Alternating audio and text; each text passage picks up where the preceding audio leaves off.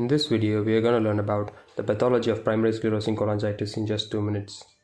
But before that, please press the subscribe button to support my work. It just takes a second. This channel is fully focused on pathology and pharmacology alone, and it will really be very helpful for you.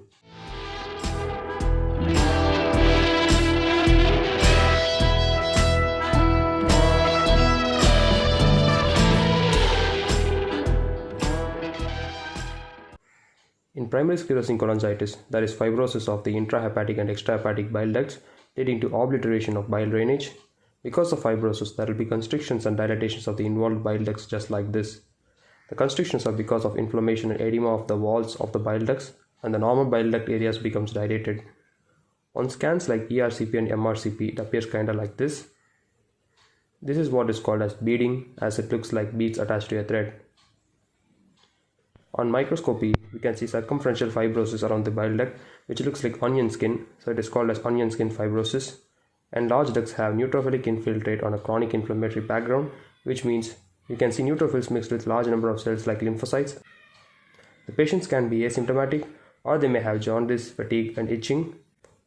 All these due to obstructive jaundice because the bile isn't draining.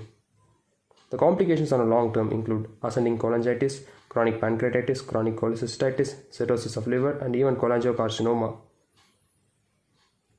This has an autoimmune etiology because in a large number of patients we could see the presence of an autoantibody called P-ANCA.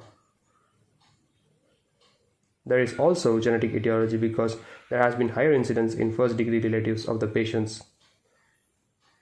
One very important association is ulcerative colitis, which is an inflammatory bowel disease, and I have made a separate video on this. I'll link it in the description. A large number of ulcerative colitis patients have been found to have primary sclerosing cholangitis. There is no specific treatment for this condition so far. However, the definitive treatment is liver transplantation. Thanks for watching till the end. If you liked it, please hit the like button and comment below what videos you want me to make next. You can watch more videos by clicking here, and most importantly, subscribe so we can stay connected forever. Thank you so much once again. I'll see you in my next one.